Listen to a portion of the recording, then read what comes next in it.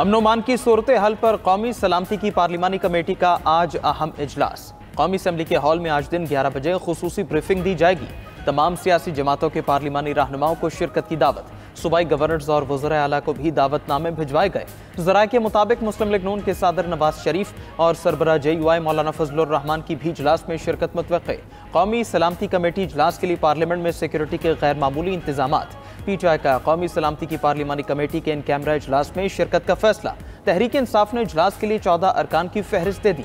PTI की फहरिस्त के मुताबिक उमर अयूब, बैरिस्टर गौहर, असद कैसर इजलास में शरीक होंगे। शिबली फराज, साहिबजादा हामिद रजा, आमिर डोगर, अली मोहम्मद खान के नाम भी फहरिस्त में शामिल हैं। उधर PTI के चीफ विप आमिर डोगर की स्पीकर कौमी असम्बली से मुलाकात। इजलास से पहले मुशावरत के लिए बानी PTI से मुलाकात कराने का मुतालबा कर दिया। ज़राए के मुताबिक आमिर डोगर ने स्पीकर कौमी असम्बली को मुलाकात के लिए 3 नाम दिए।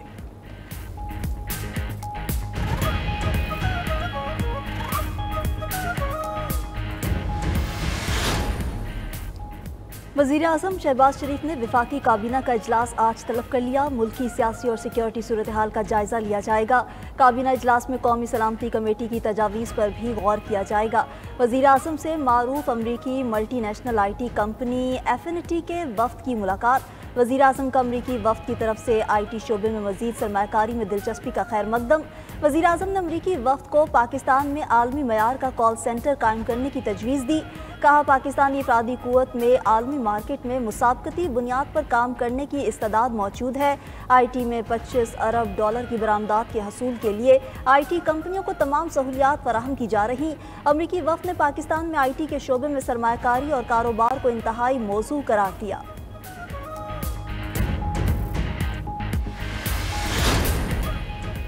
जाफर एक्सप्रेस हमले के बाद रेलवे ट्रैक की मुरम्मत जारी। कोयटा से अंदरूनी मुल्क ट्रेन सर्विस ताहाल मुअत्तल है। रेलवे हुकाम के मुताबिक ट्रैक की मुरम्मत 3 दिन लगेंगे। सिक्योरिटी क्लियरेंस मिलने के बाद बलूचिस्तान का ट्रेन राब्ता बहाल कर दिया जाएगा। धमाके से तबाह 1 इंजन और 3 कोचेस को मुरम्मत के लिए लाहौर भेजा जाएगा। दूसरी तरफ सिविल अस्पताल कोयटा में जेर इलाज मजीद 12 जख्मी डिस्चार्ज कर दिए गए। उधर जाफर एक्सप्रेस हमले पर मनफी प्रोपेगेंडा और तज़हीक आमेज ट्वीट करने वाला मुल्जिम बनीगाला से गिरफ्तार कर लिया गया।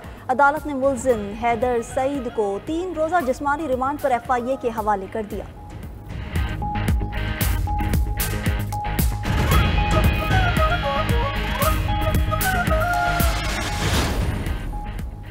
PTI के सोशल मीडिया पर रियासत मुखालिफ प्रोपेगेंडे की तहकीकात। JIT ने तहरीक इंसाफ के 16 अफराद को आज फिर तलब कर लिया।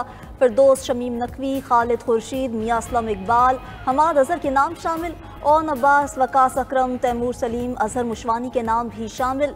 JIT ने अलीमा खान को भी 19 मार्च को तलबी का नोटिस जारी कर रखा है।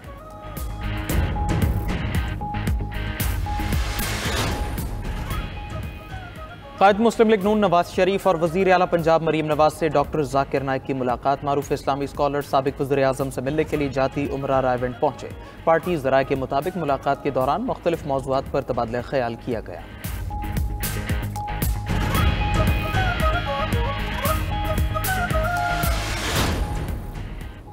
वफाकी ब्यूरोक्रेसी में आला सतह पर तकर्रुर और तबादले। वज़ीर आज़म के प्रिंसिपल सेक्रेटरी असद रहमान गिलानी को ओहदे से हटा दिया गया। एडमिनिस्ट्रेटिव सर्विस ग्रेड 21 के असद रहमान गिलानी सेक्रेटरी वजारत कौमी विरसा तैनात। ग्रेड 22 के सेक्रेटरी वजारत कौमी विरसा हसन नासिर जामी को भी ओहदे से हटा दिया गया। हसन नासिर जामी को एस्टैब्लिशमेंट डिवीजन में OSD बना दिया गया। MD printing corporation of Pakistan Mohammad Usman Chachar को भी ओहदे से हटा दिया गया। ग्रेड 22 के मोहम्मद उस्मान चाचड़ को एस्टैब्लिशमेंट डिवीजन रिपोर्ट करने की हिदायत। सेक्रेटेरिएट ग्रुप ग्रेड 21 के Mohammad Ayub Chaudhary MD printing corporation तैनात। पुलिस सर्विस ग्रेड 20 के कैप्टन रिटायर्ड आसिम खान की खिदमात बलूचिस्तान हुकूमत के सपुर्द। पुलिस सर्विस ग्रेड 20 के शहजाद अकबर की खिदमात भी बलूचिस्तान के सपुर्द कर दी गई। एस्टैब्लिशमेंट डिवीजन ने तकर्रुर तबादले के नोटिफिकेशन जारी कर दी। सरकारी मुलाजमीन की तनख्वाह बढ़ेगी या नहीं, वजारत खजाना कन्फ्यूज। वज़ीर खजाना मोहम्मद औरंगजेब ने कौमी असम्बली में तहरीरी जवाब जमा करवाया कि आइंदा माली साल में सरकारी मुलाजमीन की तनख्वाहों में इजाफे की कोई तजवीज़ ज़ेर गौर नहीं। मुलाजमीन के अलाउंसेज और पे स्केल पर नजरसानी की तजवीज़ भी नहीं। वफाकी सरकारी मुलाजमीन की पेंशन बढ़ाने पर भी गौर नहीं किया जा रहा। वज़ीर खजाना के तहरीरी जवाब के बाद बाद वजारत खजाना की वजाहतें। कहा कि वज़ीर खजाना ने कौमी असम्बली के फ्लोर पर खिताब करते हुए ऐसा कोई ऐलान नहीं किया और न ही बयान दिया है। वज़ीर खजाना ने सरकारी मुलाजमीन के पे स्केल्स पर नजरसानी या उनकी तनख्वाहों के हवाले से कोई बात नहीं की।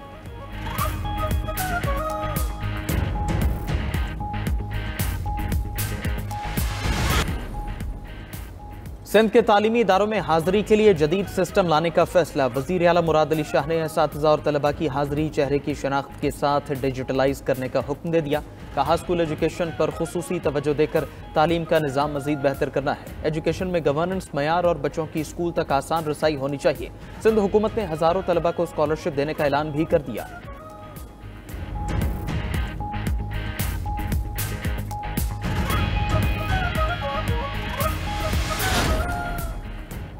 वज़ीर आला पंजाब मरीम नवाज के स्पेशल अफराद स्पेशल इक़दामात। पंजाब भर में 40,000 स्पेशल बच्चों की हेल्थ स्क्रीनिंग, बीमारियों की तशख़ीस और मुफ्त इलाज का हुक्म दे दिया। पंजाब में पहली मरतबा तलबा की हाजिरी के लिए फेशियल रजिस्ट्रेशन सिस्टम मुतारिफ। वज़ीर आला मरीम नवाज ने खसूसी अफराद रोज़गार प्रोग्राम की मंजूरी भी दे दी। स्पेशल बच्चों के लिए राइजिंग स्टार कार्ड बराए स्पेशल चिल्ड्रन प्रोग्राम मुतारिफ कराने का फैसला। स्पेशल बच्चों के लिए पैक फूड का मील प्रोग्राम शुरू करने का भी फैसला। मरीम नवाज ईदी प्रोग्राम बराए खसूसी तालिब इल्म की मंजूरी भी दे दी।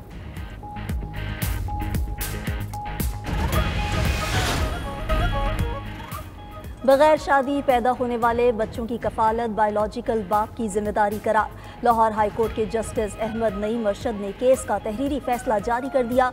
5 साल बच्ची के खर्चे के दावे से मुताल्लिक केस दोबारा ट्रायल कोर्ट को भेज दिया। ट्रायल कोर्ट को शवाहिद की रोशनी में दोबारा फैसला करने की हिदायत। अदालत ने फैसले में लिखा, बायोलॉजिकल बाप बच्ची के अखराजात उठाने का पाबंद है। जो बच्ची के पैदा होने का जिम्मेदार है, अखराजात का जिम्मेदार भी वही है। खातून ने बच्ची के खर्चे के लिए बायोलॉजिकल बाप के खिलाफ दावा दायर किया था।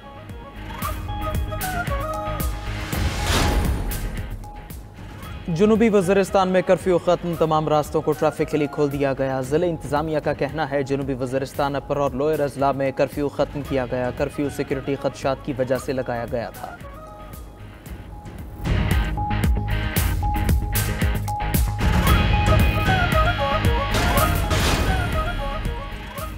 वीडियो बयान का मतलब किसी की दिल आज़ारी करना नहीं था। FIA साइबर क्राइम कराची में पेशी और बयान रिकॉर्ड कराने के बाद अदाकारा नादिया हुसैन की मीडिया से गुफ्तगू। बोली, डायरेक्टर FIA को जानबूझकर निशाना नहीं बनाना चाहती थी। व्हाट्सएप पैगाम में मुझसे पैसे मांगे गए। FIA में बयान रिकॉर्ड करा दिया है। मेरी कोशिश थी फ्रॉड करने वालों को बेनकाब करूं। FIA ने अब भी मेरा मोबाइल फ़ोन वापस नहीं किया।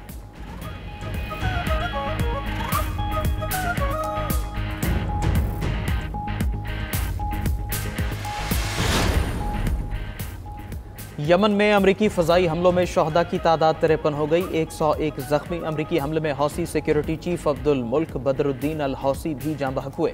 मुशीर अमरीकी कौमी सलामती का कहना है यमन पर हमलों में मुतादिद हौसी रहनुमा मारे गए। माइकल वॉल्ट्स का कहना है ईरान जौहरी प्रोग्राम पर मुआहदा करे या फिर सिलसिलावार नताइज का सामना करना होगा।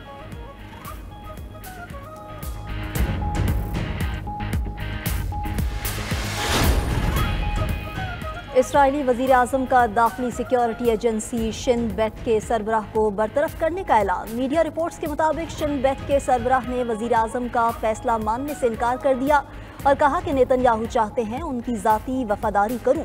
ज़ाती वफादारी की ख्वाहिश इसराइली मुफादात के खिलाफ है। इसराइली अटॉर्नी जनरल का कहना है कि फैसले के हक़ाइक़ और कानून पर मबनी होने का जायज़ा लिए जाने तक बरतरफी मुमकिन नहीं।